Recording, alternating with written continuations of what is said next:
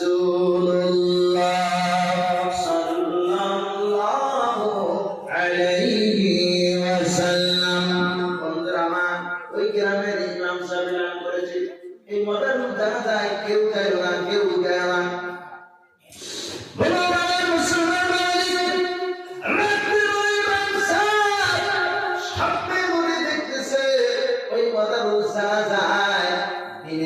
মায়ার নবী নিচে দাঁড়িয়ে গেছে, জোরে কন্যা সুবহানাল্লাহ। আর জোরে বলা যাবে সুবহানাল্লাহ। আমার ইমাম সাহেব ঘুমে থেকে জাগিয়ে হয়ে একবারে চমকা গেল, কি আমি কি এলান করলাম? আমি তো মাদার জানা যায় না, মানুষকে যাওয়ার জন্য নিষেধ করেছি। সে জানা যায় না আমাদের দিনের নবী মায়া নবী নিচে দাঁড়িয়ে আমি কি দেখলাম? আমার মুসলমান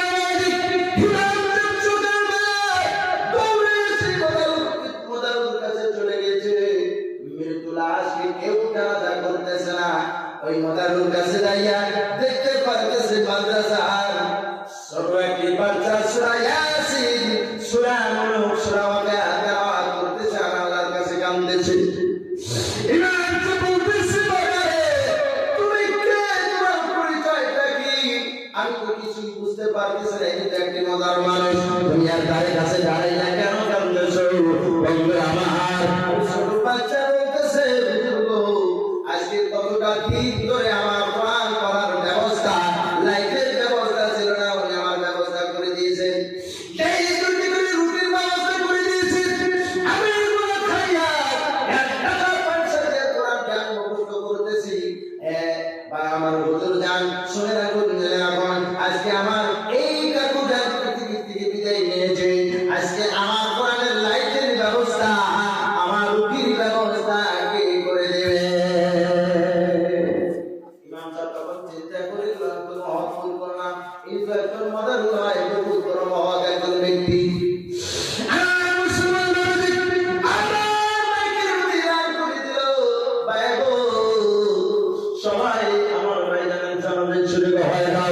সবাই জানাজায় শরীর হয়ে গেল, জানাজা নামাজ পড়ানো হলো। আর ওই ছাত্রটা স্বপ্নের মধ্যে একদিন দেখতেছে ওই মাদার ভাইজান জান্নাতের ভিতরে ফেরেশতাদের সাথে হাসি মজা করতেছে আর খেলা করতেছে। সুবহানাল্লাহ। সেই পরে মাদ্রাসায় পড়া বসে আপনাদের দ্বারা যদি একটা টাকা যদি মাদ্রাসায় আপনারা পাইবেন, এটা আমাদের লস হলো। আল্লাহ নবীর হাদিসের কথা, আও মিন ইলমিন ইনতাফাউ বিহি ইল্লা লিসাদাকাতিন জারিয়া, তার মানে চিন্তা আমার দরজা আপনার জন্য জারি থাকবে। আল্লাহ নবী বলেছেন, ইদা মাতাল ইনসানু ইনতাফা আনহু আমালুহু ইল্লা মিন সালাস। জোরে বলেন আল্লাহু আকবার। আমার মুসলমান, আল্লাহ নবী বলেন, হে বিশ্বের মুসলমান, তুমি যখন মৃত্যুবরণ করবে তোমাদের সমস্ত আমলের দরজা বন্ধ হয়ে যাবে। নামাজ পড়েছিলা তুমি আর জীবনে নামাজ পড়তে পারবে না, রোজা রাখছিলা জীবনে রোজা রাখতে পারবে না, মানুষকে টাকা পয়সা দান করেছে আর দান করতে পারবে না। আল্লাহ হাবিব বলেছেন, তিনটা আমলের দরজা তোমার জন্য খোলা থাকবে, বাকি সমস্ত আমলের দরজা আল্লাহ তোমার বন্ধ করে দেবে। আল্লাহ সুবহানাল্লাহ। আমার মুসলমান, এক নম্বরে ইল্লা মিন সালাসাত, ইল্লা মিন সাদাকাতিন জারিয়া। একটা আমলের দরজার মধ্যে এক নম্বর আমলের দরজা হলো সদকায়ে জারিয়া। আজকে আপনাদের অনেক দিনকার দানের মাদ্রাসা, এটা আপনারা দান না করলে মাদ্রাসা হয়েছে বাজান, এরকম হয়েছে নিশ্চয় আপনারা সবাই করেছেন। আজকে এই জায়গার ভিতরে বিশাল একটি মাদ্রাসা তৈরি হয়েছে। এই মাদ্রাসাটা আপনাদের মনে কি চাই না এই জায়গার ভিতরে সোনালী মাদ্রাসার মতন একটি বড় মাদ্রাসা তৈরি করার মনে কি চাই না রে বাবা? চাই না। আমার মুসলমান, এই বিশ্বের মুসলমান, আজকে আপনি মৃত্যুবরণ করেছেন, আজকে একটার বড় তার মাদ্রাসায় আছে, মসজিদের মধ্যে আছে। আপনি যেদিন মৃত্যুবরণ করবেন, আপনার কবরের মধ্যে শুয়ে থেকে যত ছাত্রগুলো লেখাপড়া করবে, কোরআনের হাফিজগুলো কোরআন তেলাওয়াত করবে, একটি করে শব্দ তেলাওয়াত করবে, আপনার কবরের ভিতরে শুয়ে থেকে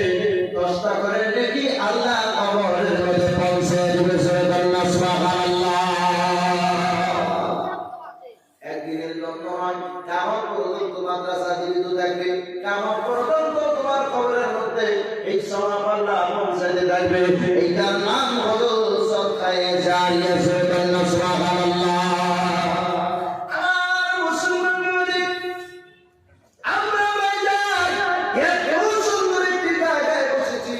আপনাদের চতুর্দিকে ৭২,০০০ ফেরেশতা ঘেরাও করা আছে। আজকে যে ৭২,০০০ ফেরেশতা চলে আসেন, কালকে আবার এই ৭২,০০০ আসবে না। এইভাবে কিয়ামত পর্যন্ত ডেইলি ৭২,০০০ করে ফেরেশতা চলে আসবে। আপনার আমার হিসাবটা আল্লাহর কাছে পৌঁছায়া দিবে। এইভাবে কিয়ামত পর্যন্ত ডেইলি ৭২,০০০ করে ফেরেশতা মানুষের খেদমত করার জন্য আল্লাহ প্রেরণ করে দেবেন। সুবহানাল্লাহ।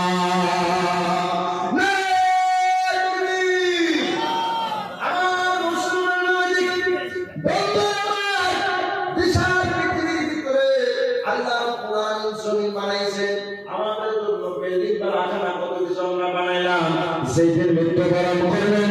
এই বিল্ডিং বাড়াখানা জমিন সব কিছু ছেড়ে তোমার ৩.৫ হাত কবরের মধ্যে যাইতে হবে। বিশাল আকারের মানে কি সামর ছিল 100 কিলোমিটার ভিতর থেকে যখন মাটির নিচে চলে যাবা, এই বাদশাহী অনেক মুলকিয়ত শুধু পরিচয় হবে তুমি কয় টাকা আল্লাহর রাস্তায় খরচ করেছো আর কয় টাকা তোমার নিজের জন্য খরচ করেছো। ওই দিন তোমার মধ্যে বলা লাগবে না।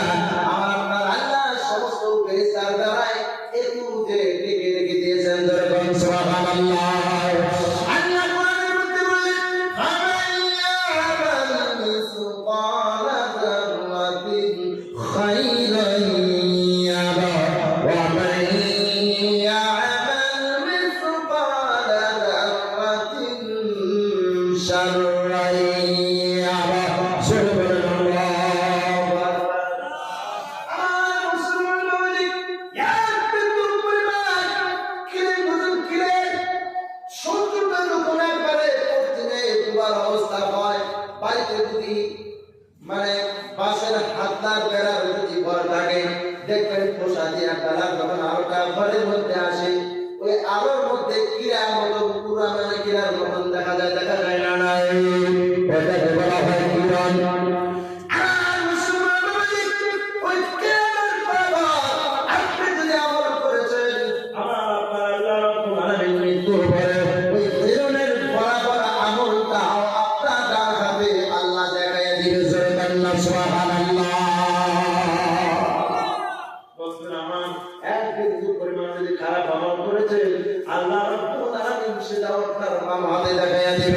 আপনার মুখটা বন্ধ থাকবে, আপনার মুখে কোনো জবান নেবে না, আপনার হাত সাক্ষী দিবে, আপনার চোখ সাক্ষী দিবে, আপনার পাও সাক্ষী দিবে। এই পায়ে দাঁড়ায় কেটে কেটে আল্লাহ নবীর মেহমান খানায় গিয়েছি। নবীর মেহমান খানায় গিয়ে যারা 24 ঘন্টা এই হাতের দ্বারে তাদেরকে নিজ হাতে খাওয়াইছে। আমার এই হাতে তখন সাক্ষী দিবে আল্লাহ রাব্বুল আলামিন আপনার জন্য আমার জন্য জান্নাতের ফয়সালা না করে আল্লাহ আর ওই দেখবেন। সুবহানাল্লাহ। আমার মুসলমান রাত পর্যন্ত দিয়েছে। বন্ধুরা আমার, আমি একজন মুসাফির মানুষ, খুব প্রয়োজনে তোমরা জানি জায়গা থাকার মতন একজন নগণ্য গুনাহগার। 2000 বারো বন্ধ করে হাজার হাজার বন্দুকের গুলির সামনাসামনি আমাদের মোকাবেলা হয়েছে। আল্লাহ রাব্বুল আলামিন মনে হয় হায়াত আপনাদের সামনে ওয়াজ করার জন্য, সেই জন্য মনে হয় আমার মতন নগণ্য গুনাহগারকে আল্লাহ হায়াত দিয়েছে। আমার মুসলমানদের কোটি কোটি মানুষ, হাজার হাজার মানুষ যারা মৃত্যুবরণ হয়েছে, মুসলমানকে মেরে মেরে প্রচুর বন্দুক কেটে কেটে বাঁশ দিয়ে হাঁচা বানাইয়া ভুলের মতন ওই আপনার বিলাসীপাড়া একটি নদী আছে, ওই নদী দিয়ে ভাসায় দেওয়া হয়েছে। সে নদীর মাছ মুসলমানে খায় নাই, পানি পর্যন্ত রক্ত এলান করানো হয়েছে।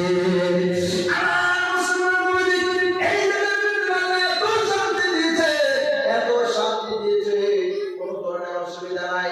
মহাপ্রাণগ্রস্ত বুজুর্গ অত্যাচারের কারণ যখন একবার শোনা যায়, চোখের পানি ফেটে আসে। এমন মানুষ আছে তার মহাপতের বাবাকে এখনো পর্যন্ত পায় নাই, মহাপতের সন্তান হারিয়েছে, মহাপতের মাকে হারিয়েছে। এইভাবে অনেকটা মানুষ ইতিম আছে।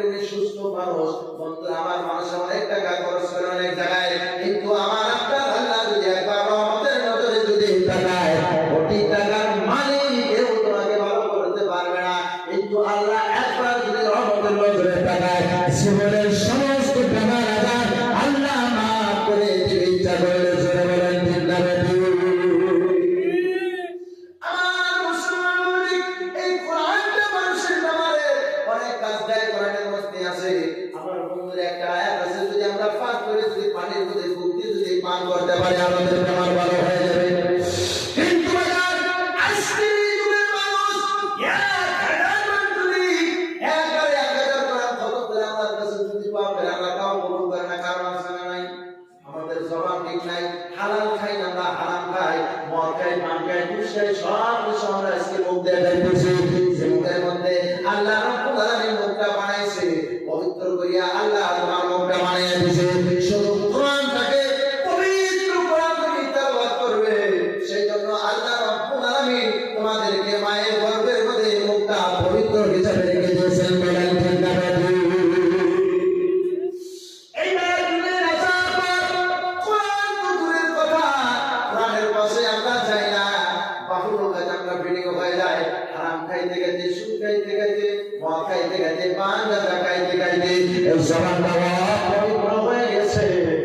আমার এই জবান যদি গোটা রাত আল্লাহর কাছে যদি কান্নাকাটি করি, আমার আপনার আল্লাহ আমাদের দিকে একবার রহমতের নজরে তাকায় না। বলেন ঠিক না?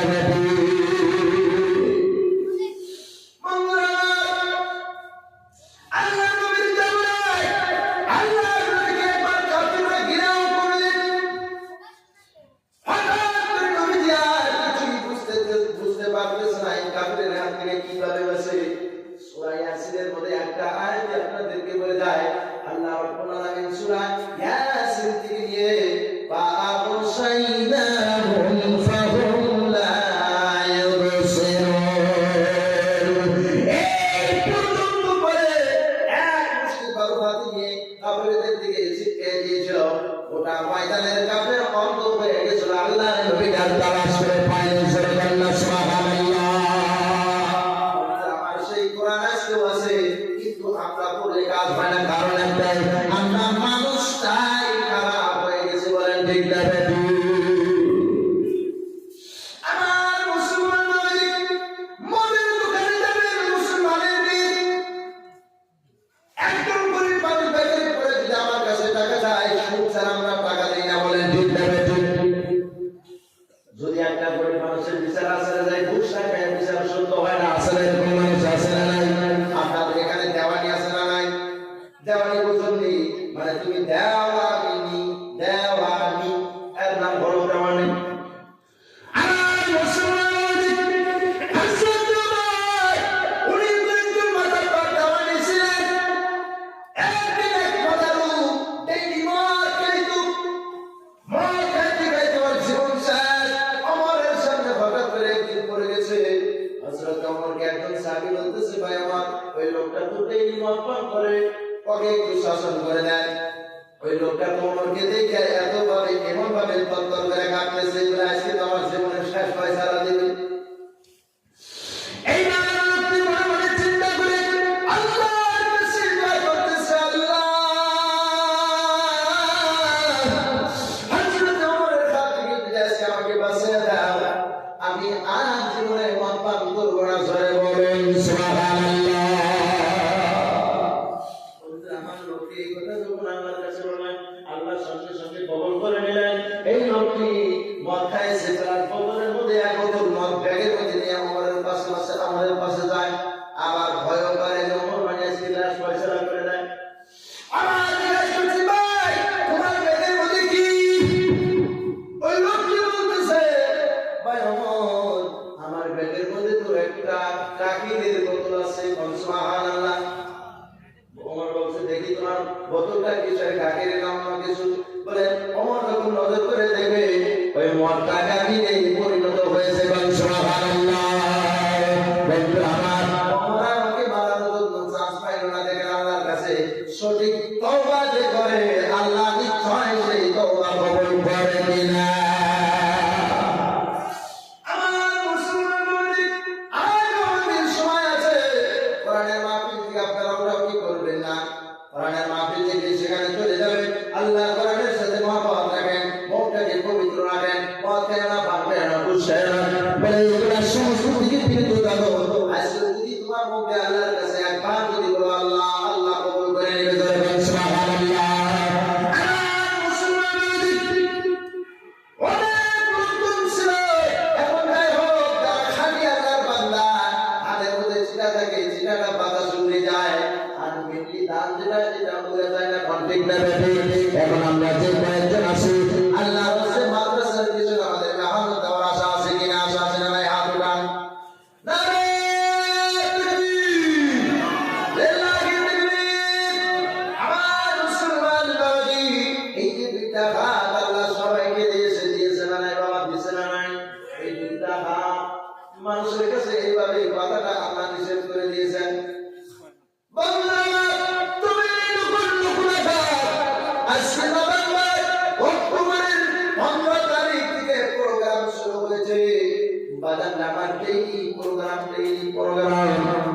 আল্লাহ রাস্তায় নকুল নকুল এই দুইটা হাত মানুষের কাছে হতে পারে দেয় না। মাদ্রাসা মসজিদের কথা যখন আলোচনায় বসি, মাদ্রাসা মসজিদ মানুষের অনুদান করে না, এটা আল্লাহ নবীর আদেশ, আল্লাহ নবীর জামাত থেকে চলে আসেন। আমার জানবেন সপ্তাহে জারিয়া হিসাবে জীবনে অনেক টাকা কামাই করেছেন, অনেক টাকা খরচ করেছেন। ইল্লা মিন সাদাকাতিন জারিয়া, সবকে জারিয়া হিসাবে এই বাবা বিল দিবে, আমার একটা বাবা জান কি বিল করা যাবে আল্লাহর রাস্তায় 15,000 টাকা দেওয়া। এই মাদ্রাসার হাফিজি খানার জন্য খারিজি মাদ্রাসা অনেক লেখাপড়া ভালো। আমি নিজে জানি, ছেলেদেরকে আমি লেখাপড়া জিজ্ঞাসা করেছি, সুন্দর লেখাপড়া।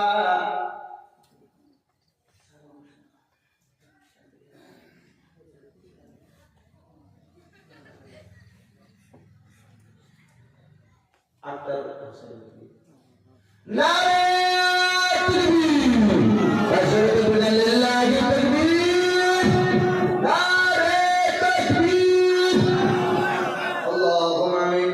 রব্বানা যালামনা আনফুসানা ওয়া ইন লাম তাগফির লানা ওয়া তারহামনা লানাকুনান্না মিনাল খাসিরিন। ইয়া ইলাহাল আলামিন, ইয়া আকরামাল আকরামিন। গভীর রাতে তোমার বান্দার কাছে ভিক্ষার মতো দুইটা হাত আল্লাহ বাড়িয়ে দিয়েছিলাম। ইয়া আল্লাহ,